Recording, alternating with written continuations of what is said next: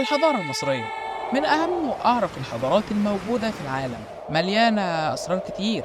في اللي منها تم اكتشافه واللي لسه لحد دلوقتي مجهول، لكن الأكيد إن لسه في كتير هيبان مع المستقبل. عشان كده أهلا بيك معانا هنا. هناخدك رحلة في تاريخ مصر من أول ما بدأ الإنسان يعيش لحد ما نوصل لزماننا الحالي. أجهز الأكل بتاعك ويلا بينا نبدأ نغوص في الرحلة. تحذير قبل ما نبدأ: في أحداث كتيرة من اللي هيتم ذكرها مختلف عليها من قبل علماء التاريخ، فممكن يكون في اختلاف في بعض المعلومات لأن مفيش تأكيد على أي حاجة منها. وفي نفس الوقت إحنا هنا بنحكي عشان تستمتع وتعرف أصل التاريخ والمعلومات اللي تقريبا متفق عليها. والعمل ما يعتبرش حاجة وثائقية أبدا، ده مجرد عمل ترفيهي مش أكتر. وبس كده، من غير كلام كتير يلا بينا نبدأ.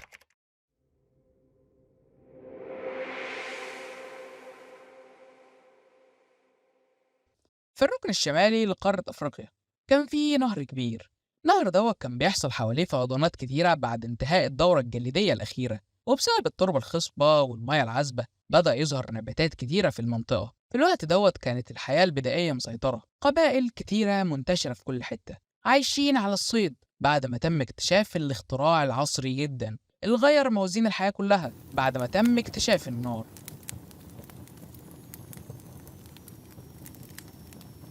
كان الزعيم كده يصحى الصبح يصحى القبيلة كلها على صوت الطبلة، كل يوم مخضوض مفكرين في حيوان هجم عليهم ولا حاجة. الزعيم يقف كده فيهم يقول لهم لا مؤاخذة بس يعني في اللفظ احنا هنمشي من هنا. كل يقول له طب ما احنا يا ريس عايشين زي الفل، معانا الاكل والمية والكهوف والدنيا هنا جميلة، يعني ليه ناخد بعضنا ونمشي؟ يقول لهم المكان مش عاجبني كده، مش حاسه، يعني حاسس مفيش اكشن هنا كتير، ما تيجوا نهجم على قبيلة تانية او نعمل اي حاجة جديدة بدل الملل اللي الواحد عايش فيه ده. الكلام يعني غالبا بسبب ان الزعيم ما كانش بيتحضن وهو صغير، فده سبب له مشكله نفسيه، وغالبا هم مسكوه زعيم القبيله عشان يستراحوا من الصداع بتاعهم مش اكتر ويقعدوه ساكت. المهم كلمه من هنا على كلمه من هنا، واحد قال لهم ان في مكان لقيته في اكل وحيوانات وميه والدنيا هناك رايقه جدا. الزعيم قال له يلا بينا، هنشد كلنا على هناك دلوقتي. وبدأ الكل جهز نفسه لحد ما وصلوا لنهر النيل وقعدوا جنبه. الكلام تقريبا كان في حدود 30 ل 35 ألف سنة قبل الميلاد، حيث تم اكتشاف جثث في منطقة اسمها نزلة خاطر في سوهاج في مصر، بيعود تاريخها لأكثر من 30 ألف سنة. ومن الوقت تقريبا بدأ العصر الحجري القديم.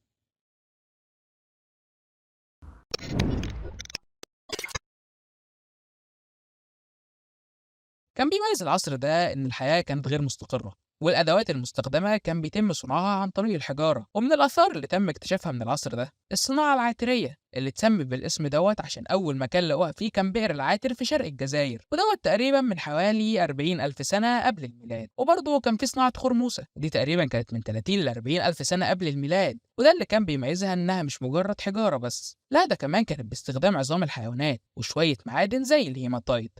وكمان عملوا رماح صغيرة، لكن العلماء ما لقوش أي أقواس معاها. وظهرت برضه ثقافة اسمها حلفة والكوبانية، واللي ازدهروا في أعلى وادي النيل، واللي بالمناسبة استمروا شوية في العصر الجديد. في بس كده معلومة بسيطة لازم تعرفها قبل ما نكمل. في حد دلوقتي قاعد بيتفرج وفي دماغه سؤال مهم، فاتفضل اسأل سؤالك يا باشا. انت دلوقتي بتقول إن في حاجة اسمها الصناعة العطرية، حلو، وبتقول برضه إن أول مرة اكتشفوها كانت في الجزائر. كيف انت يعني عاوز تبوظ شرع ربنا؟ حلو كده، أنا فهمت سؤالك. بص يا غالي، الصناعة دي وصناعات تانية كتير كانت موجودة على شمال أفريقيا كله، وكانت موجودة في أماكن كتير، لأن السكان اللي جم على مصر ما كانوش الوحيدين في العالم كله يعني. شغل دماغك كده معايا شوية. وكذلك الثقافات كان في بينها حاجات مشتركة، وعشان المؤرخين يعرفوا يصنفوا ويدرسوا كل حاجة فكانت الآثار بتتسمى باسم أول مكان اكتشفت فيه. يعني أول مرة علماء الآثار اكتشفوا الأدوات دي كانت موجودة في بئر عاتر في الجزائر، ومن هنا اتسمت بالاسم ده الأدوات العاترية. وبعد كده كل ما يلاقوا أدوات تانية بنفس الشكل والثقافة دي بقت بتتسمى بنفس الاسم، هو سبب التسمية. وبرضه مش شرط إنها تكون الأقدم، يعني ممكن تكون الأدوات العطرية اللي في الجزائر أحدث بكتير من الأدوات اللي في مصر، لكن هم اكتشفوا الأول اللي في الجزائر فهي اللي أخدت الاسم ليها. وبس كده يا معلم، ده كان سبب التسمية. فخلينا نكمل بقى الفيديو. صح، لو أنت وصلت لهنا فما تنساش تنزل تشترك في القناة وتكتب لي في الكومنتات ايه المعلومات اللي انت كنت تعرفها عن العصر الحجري القديم وعن الصناعة العطرية. وما تنساش تنزل تعمل لي فولو على حساب الانستجرام. ويلا بينا نكمل الفيديو. بعدها بحوالي حبة سنين حلوين ظهر عصر اسمه العصر الحجري الأوسط تقريبا من 12,000 سنة قبل الميلاد. ده كان يعتبر مرحلة انتقالية بدأت فيها شوية صناعات يدوية، وظهرت فيه ثقافات مختلفة زي ثقافة قادم اللي كانت بتنتمي لبلاد الرافدين.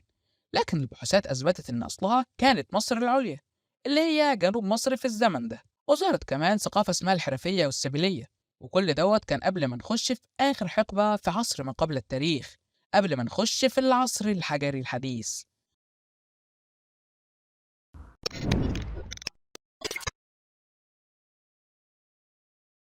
العصر دوت كان عبارة عن ثورة حضارية مقارنة بالعصور اللي قبله. الجفاف سيطر على المناطق المحيطة والهضاب، فاضطر الإنسان إنه يبدأ يتعلم الزراعة عشان يكفي احتياجاته، وبدأ يبني القرى والمدن الصغيرة عشان يفضل قاعد جنب الأرض اللي بيزرعها. وبزيادة المحصول بدأ يفكر في صناعات تانية كتير، وكان من أشهرها الفخار، وكان بيتم صناعة بيها الأدوات الزراعية والزينة. وبدأ كمان يظهر الأمن في المكان، لأن المزارع بيبقى عايز حد يحمي الأرض بتاعته عشان يحفظها من السرقة ومن الفساد. واكتشف الإنسان وقتها النحاس ومعادن تانية كتير، وده بعد كده اتسمى بالعصر الحجري النحاسي اللي فيه تم اكتشاف النحاس والبرونز والذهب. والبيوت بدأت تتبني من اللبن بدل الطين، واتفرشت البيوت ديت بالحصير اللي كان بيتصنع من النبات البردي. وفي وسط كل الرفاهية دي بدأ الإنسان يحس بحاجة ناقصاه، اللي هو يعني إحنا بناكل وبنشرب وبنعمل كل حاجة، بس يعني برضه في حاجة كده مش مظبوطة. وفي ظل الحيرة ديت كلها والبحث عن المفقود، بص جنبه لقى في حيوان. قال لك بس أنا هعبده. تقول له يا حبيبي أنت من شوية كنت بتذبحه وتاكله، هتاكل اللاعب بتاعك إزاي يعني؟ يقول لك أنا ماليش دعوة، أنا هعبده. تقول له يا ابني انا شفت عيال في الشارع بتحدفه بالطوب وهو بيجري منهم زي اللهبل. لا يا بابا باحبه يا بابا، يا بنت الكلب ده العيال في ماسورة المَيّة كانوا منيمينه على بطنه، باحبه يا بابا. وفي نفس التوقيت كده بدأ الإنسان يتعرف على الكتابة عن طريق الكتابة الهيروغليفية. وبيتقال إن كان في ملوك في الوقت دوت زي عقرب الأول وإيري حوري اللي ملكيته مش أكيدة. وكل الكلام دوت في عصر ما قبل التاريخ، واللي هو قبل اكتشاف الكتابة وتسجيل الإنسان المصري القديم لكل أحداث حياته، لحد ما يحصل واحد من أهم الأحداث في تاريخ مصر، إن ما كانش أهم واحد فيهم، ألا وهو توحيد القطرين على يد الملك مينا نهارمر.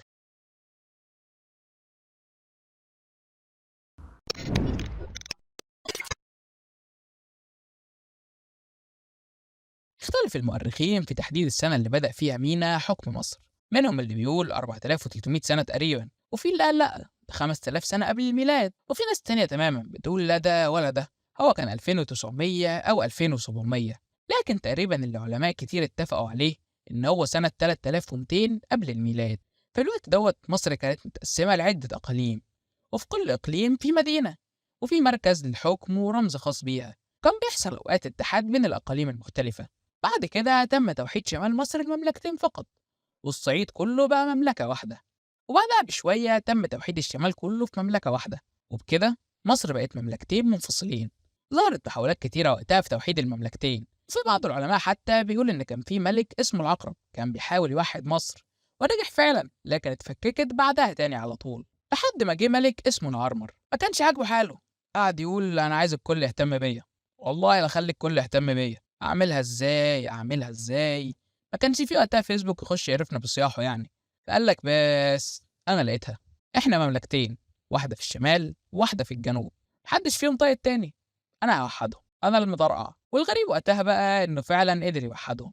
وفي اللحظة دي بدأ عصر الأسرات الحديثة، وبدأت الأسرة الأولى واللي مين عرمر كان أول حاكم ليها. الأسرة الأولى ديت كانت أسرة غريبة، سابت لنا شوية آثار غامضة زي لوحة عرمر اللي تقريبا عرفتنا إن مينا هو اللي قدر يوحد المملكتين الشمالية والجنوبية. وبرضه في قطعة حجر جيري منحوتة على شكل ملك، وبيتقال إن هو تقريبا الملك مينا، وهي محفوظة حاليا في لندن. برضه بالنسبة لحوار سرقة الآثار، في ناس عندها تساؤل مهم، ألا وهو إن ليه في آثار كتيرة جدا مصرية بتبقى موجودة بره مصر.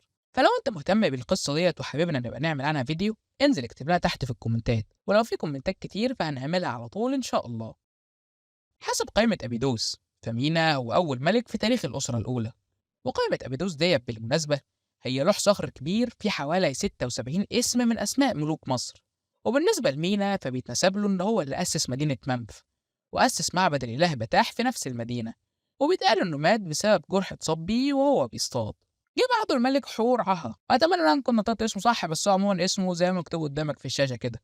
بيتقال إن هو تاني ملك بعد مينا حسب برضه قائمة أبيدوس، والملك دوت كان المفروض إنه طيب، وبرضه حارب بلاد النوبة وليبيا. في مقبرة ليه في أبيدوس، وليه كمان مقبرة رمزية في سقارة.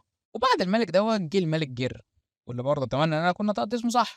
وفهد الملك دوت كان في علاقات تجارية مع ليبيا، ده غير برضه إنه حارب بلاد النوبة وقدر يغزو جزء كبير جدا من أرض سيناء وكنعان. ومن المرجح برضه إنه عمل حملة ضد الليبيين، وتم اكتشاف مقبرته في أبيدوس. وجه بعده ملك اسمه جيت، وده تقريبا مفيش معلومات كتير عنه غير إنه عمل شوية توسيعات بره مصر. وفي العصر بتاعه حصلت مجاعة عظيمة جدا خلت مصر تتدمر كلها، وتولى الحكم بعده الملكة مريتنت، وديت في ناس كتيرة بتعتبرها أول ملكة وأول أنثى مسكت حكم مصر. وجه بعدها ملك اسمه دن. الملك دوت حارب في سينا، وتم إحصاء سكان البلاد بشكل عام في العهد بتاعه، وعمل شوية حملات على سينا عشان يدافع عن مناجم الملكيت اللي اكتشفها البدو هناك. وتم الاحتفال بعيد الحب في فترة الحكم بتاعته، وتقريبا فضل يحكم مصر أكتر من 30 سنة لأنه كان ماسك الحكم من هو سن صغير. وبعد عصر الملك دن جه واحد اسمه عج أب، واتمنى برضه ان انا كنت نطقت الاسم صح، ولو في اي غلطات في الاسم فانزل اكتب لي تحت في الكومنتات واحاول اصلحها باذن الله. الملك دوت يعتبر سارق الحكم واخده بالغصب، وفتره حكمه كانت مليانه بالاضطرابات السياسيه. وجه ملك بعده اسمه سمرخت، واخر ملوك الاسره الاولى كان اسمه قاع، ودوت برضه ليه مقبره في ابيدوس ومقبره تانية في سقاره. وبعد انتهاء حكمه بتنتهي عصر الاسره الاولى، بيبدا بعدها عصر الاسره الثانيه.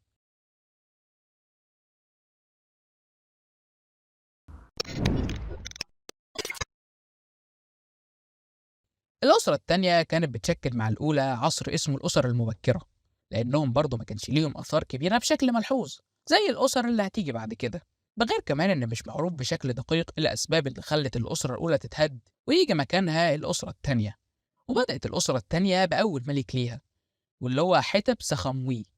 في العهد بتاعه حصل انفجار عظيم جدا أدى لحدوث زلزال خطير وسبب موت عدد كبير جدا من المصريين. وجه بعده ملك اسمه نبرا، عثر على الاسم بتاعه على صخرة في واحات الصحراء الليبية وقريب من أرمنت، وعثر برضه على أختام تحمل اسمه قريبة من هرم أو ناس.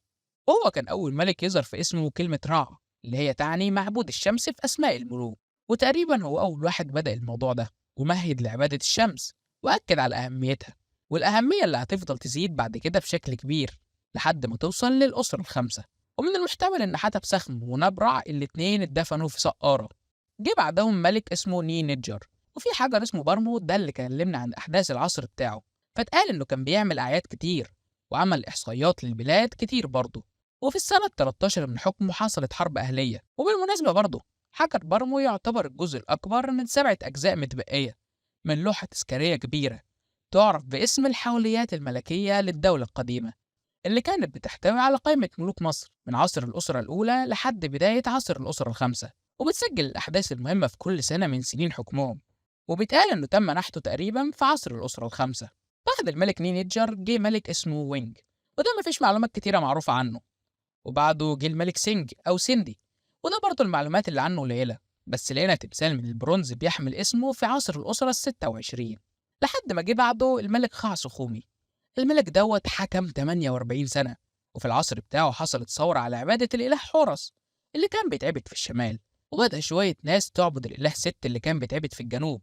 وبسبب ده الملك ساب منف وراح للصعيد. ولحد دلوقتي مش معروف ايه الأسباب السياسية اللي خلت الملك يسيب عبادة الإله حورس ويروح لعبادة الإله ست، بس غالبا يعني بسبب إن أغلب الشعب غيروا عبادتهم للإله ده، فهو قال لك أنا بصراحة مش فارقة معايا مين الإله ولا فارقة معايا أي حاجة، أنا عايز أمسك الحكم وأنا قاعد ساكت في حالي، وما دام الأغلبية يعبدوا ست فأنا هعبد معاهم برضه، إحنا مش خسرانين حاجة كده كده. وفي الآخر يا باشا هنبني الهرم بتاعنا وندفن، وإحنا فراعنة في الأول والآخر يعني إيه، داخلين على الجنة يعني، استغفر الله. لقد كفر ابن وطبعا برضه أحب أقول لك إن الكلام دوت منافي كله لعقيدتنا يعني، فإيه مش محتاج أكد لك على المعلومة دي. المهم غالبا الملك دوت قتل حوالي 40,000 شخص من أهل الشمال اللي كان مش عجبهم الإله الجديد بحجة إنه كان بيحافظ على حكمه، واللي استمر بالمناسبة لمدة 17 سنة. جه بعده ملك اسمه حتب، وده حاول ينهي الصراع بين أتباع حورس وأتباع ست، وحاول يقيم السلام في المدينة وشيد معابد كتير، وعثر على اسمه في بقايا معبد الكاب، وعلى قطعة حجر عثر عليها في مدينة بليوس. وجه برضه على حجر برمون إنه صنع له تمثال من النحاس، ومن الآثار اللي اتثابت من الأسرة التانية حاجة زي وعاء منقوش عليه اسم الملك حتب سخموي، وتمثال لخاص موخي، وفي قطعة من المرمر منقوش عليها اسم الملك وينج. وبعد الملك دوت تقريبا انتهت الأسرة التانية، ودخلنا في حقبة جديدة في التاريخ. دخلنا في عصر الدولة القديمة، واللي بيبدأ مع بداية الأسرة التالتة، واللي هنبدأ نحكي فيها عن الملك زوسر وبناء الهرم المدرج. ونخش بعدها على الأسرة الرابعة وبناء الأهرامات التلاتة، وتقريبا بناء أهم الآثار الموجودة لحد دلوقتي. لكن كل ده إن شاء الله هتلاقيه في الفيديو الجاي. فما تنساش تنزل تشترك في القناة وتفعل زر التنبيهات عشان يوصلك الأجزاء الجديدة أول ما تنزل على طول إن شاء الله. ولو عجبك الفيديو انزل اعمل لنا لايك وكومنت، وما تنساش تصلي وسلم على سيدنا محمد عليه أفضل الصلاة والسلام. وأشوفك الفيديو الجاي. سلام.